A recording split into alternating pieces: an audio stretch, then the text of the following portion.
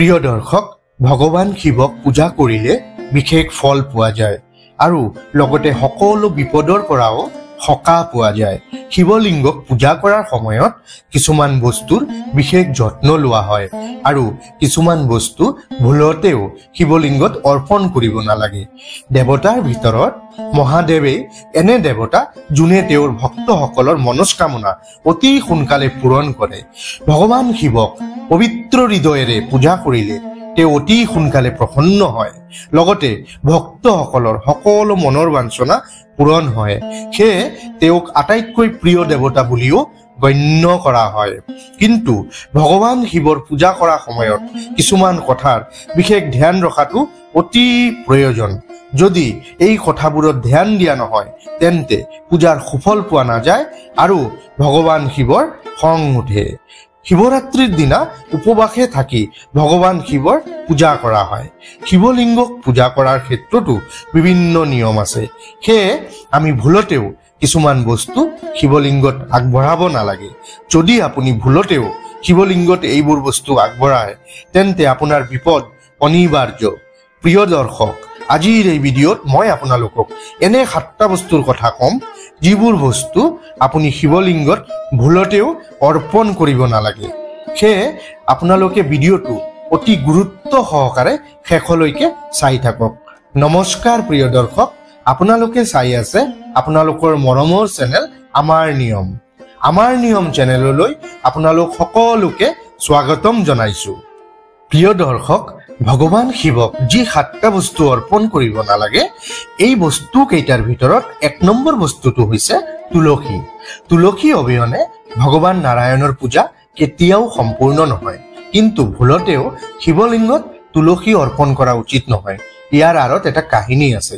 এই কাহিনী অনুসৰি তুলসী মাতাৰ নাম হ'ল বৃন্দা আৰু বৃন্দা আছিল জলন্ধৰ নামৰ এজন অসুৰৰ পত্নী। এই অসুৰক ভগৱান শিৱে হত্যা কৰিছিল।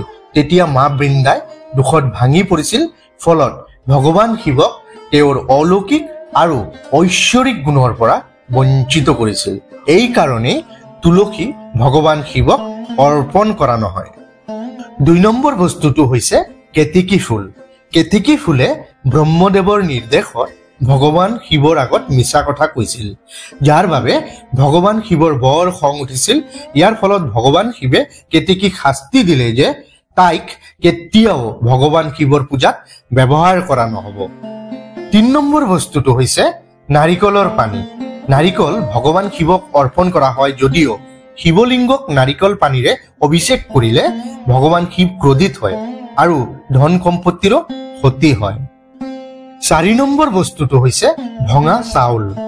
ভগৱান শিৱৰ চাউল অতিকৈ প্ৰিয়, কিন্তু ভঙা চাউল কেতিয়াও শিৱলিংগত অৰ্পণ কৰিব নালাগে। এনে কৰিলে ভগৱান শিৱৰ খং উঠে। সেয়ে শিৱলিংগত পূজা কৰোঁতে সদায় কেৱল গোটা চাউলহে অৰ্পণ কৰিব লাগে। 5 নম্বৰ বস্তুটো হৈছে কলা তিল। শিৱলিংগক অভিষেক কৰাৰ সময়ত বা শিৱলিংগত গাখীৰ বা পানী ঢালোতে কেতিয়াও কলা তিল ব্যৱহাৰ নকৰিব, কাৰণ ভগৱান বিষ্ণুৰ মলিৰ পৰা কলা তিলৰ উৎপন্ন হৈছিল বুলি বিশ্বাস কৰা হয়। সেয়ে ভুলতেও শিৱলিংগত কলা তিল অৰ্পণ নকৰিব। 6 নম্বৰ বস্তুটো হৈছে সেন্দুৰ আৰু হালধি। হালধি আৰু সেন্দুৰ শিৱলিংগত অৰ্পণ কৰা নিষিদ্ধ, কাৰণ দুয়োটাই সৌন্দৰ্যৰ প্ৰতীক আৰু ভগৱান শংকৰে সৌন্দৰ্য একেবাৰে ভাল নাপায়। তেওঁ সদায় নিজৰ শৰীৰত ছাই লগাই থাকে। সেইকাৰণে শিৱলিংগত সেন্দুৰ আৰু হালধি অৰ্পণ নকৰিব।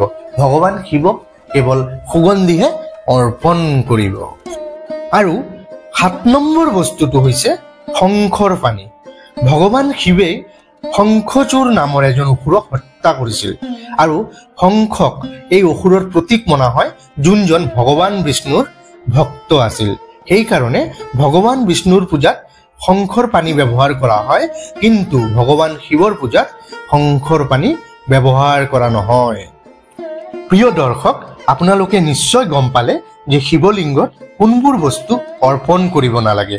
আজিৰ ভিডিঅ'টি মানে ভিডিঅ'টো ভাল লাগিলে এটা লাইক, শ্বেয়াৰ, ধুনীয়া এটা কমেণ্ট কৰিব আৰু চেনেলত যদি নতুনকৈ আহিছে চেনেলটো এতিয়াই ছাবস্ক্ৰাইব কৰি দিব। নতুন এটা ভিডিঅ'ৰ সৈতে পুনৰ লগ পাম। ধন্যবাদ।